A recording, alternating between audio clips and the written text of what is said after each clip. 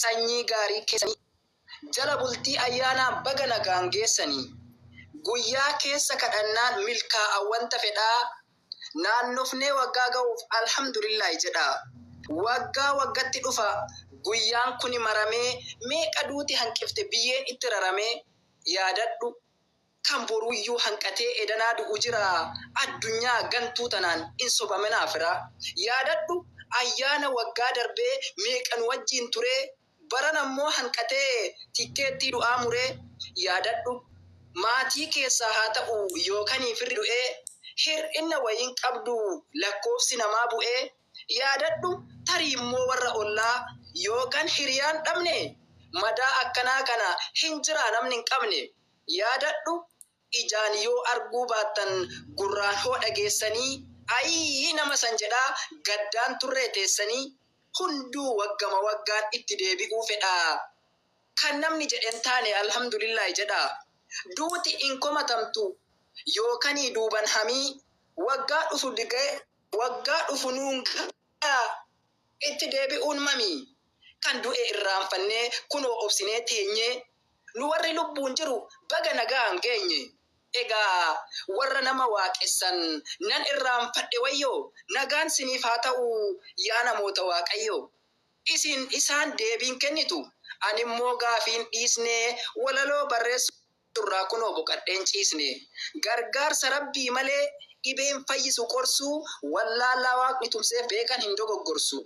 Beekan beekumsa isaa ittiin boonu namatti waaqa uume dagannaan homaan argu gamatti. Amantii kooppiin bultu seenaa namaa dhaalanii uumatti dugda galuuf uumamarraa laalanii. Nuti walaleessinaan xuuxxoo meeqa hodhanii googil galateeffachuuf sammuu biisii godhanii. Nashiidan keenya nafne sagalee fakkeessitee ofii waa uumuun beektu kan namaa akkeessitee. Duraan gareen hin jiru amma nurraa laalanii garee wangeelaa jedhan tiktokiidhaan faalanii. Garee wallaalaa wayyuu kan wangeelaa sanirraa gaafiif deebiin laattanii isin taazabaa jirra. Egaa ergamaa waaqessuudhaaf ergaa waaqaa lagattee nama fakkaachuu malee mataa ofii dagattee. Amantichis kooppidha namatu tolchee shuume. Amantii dhala namaa islaama rabbiin uume. Waaqaaf gooftan tokkoomi addaan baafadhaa firaa. Mana kanaa kan gooftummaan kennameef mudeetaroonni jira. Kanaafuu nama aangoo argateen waaqan jedhinaa yakka. Anuu dandeettii dhabeef malee na waaqessitii shakka. Anillee aangoo qaba kan maatirraa kennamee. Nama aaboo argateen maaliif waaqa jennamee. Niitii ofii irrattuu dhiironni kamuu gooftaa. Jiraa keessan awwaale Phaawulos hojjetee tooftaa. Waaqummaa Yesuus himti golgaa sobaa uffattee nuuf fannifame jetti waaqa uume tuffattee. Maqaan gooftummaa alpaa namaan shuumamee dhumaa. Otoo waaqayyoon ta'ee durriyyeen qabeetuma. Lakki waaqni foon uffatee nama fakkaateen dhufu uumamaan fannifamee harka shiftaatti hin kufu.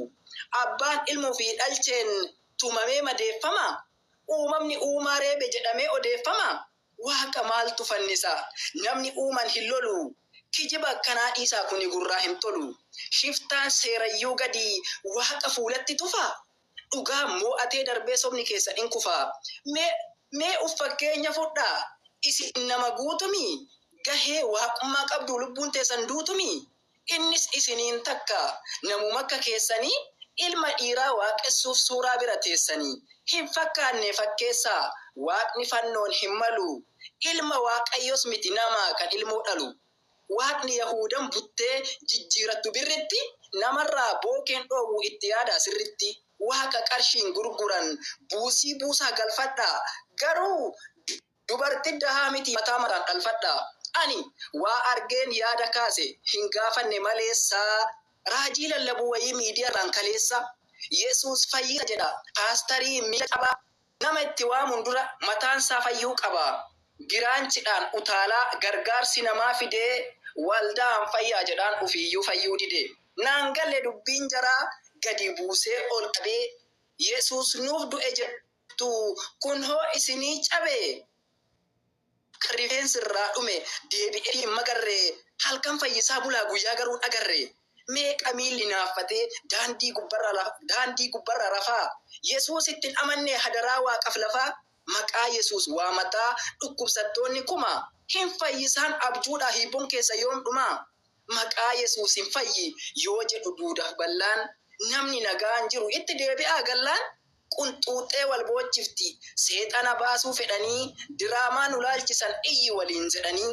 Raajiin sobduun diraamaaf afaan cubbuu qorsitee miskiinatti taphatti kufi jettee gorsitee hafuura hamaa baasuuf booksiin matarra dha'ee gariin taa'ee daawwata amantiin fiilmii ta'ee maqaa raajii baafattee fayyisuudhaaf hiriirsee dhalaa guntuta riga ciisi jedhee diriirsee dhiiran mar'adhu jedhaan fakkeessi haadhoo re'ee qarshii irraa sassaabachuuf lagachiisanii ka'ee hadaamii raasaa ooltee hin deebiftu dhadhatti okkotee waaqan beekne eelee bishaan kadhatti.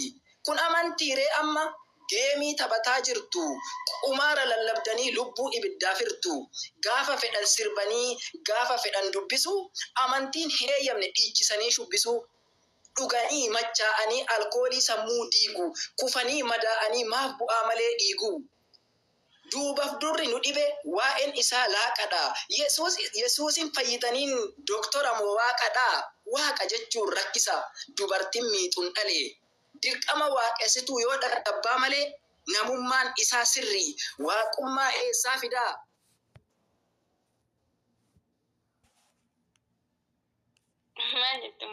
Maqaasaa yoo kaaftan doktoriitii baratee kolleejjii kamii baaftan. Fiilmiin Phaawulos hojjate manaa bata'ee hafuun hoolota hallayyaa naqee ufii buqqatee rafuun ilma dhiiraa waaqessaa seenaa sobaa barreessee iccitii nama dhuunfaa wangeelotaan tarreessee barreeffama Phaawulosiin sammuun gabrummaa yarsee kolonii jala jiran jaarraa kanallee marsee duris yoo ta'e amma kijibni dhugaa moone waan Phaawulos jara godhe tiisesni madaan goone. Mirga namaatti hin darbu cubburraa ufa dabaa dhalootaaf galaa jiru walaloonan katabaa kalee harkaan barreesse cobsee qalama kiyyaa har'asin dhageessisuuf kunoo sagaleen iyyaa. Yaada koo fixee jira amma sin dhageeffadhaa dogoggora qabaannan gorsaan sirreeffadhaa. Galatoomaa hundinuu xiqqaaf guddaa osoo hin jenne abbaan sagantaa kootu ammaayikii siif kenne.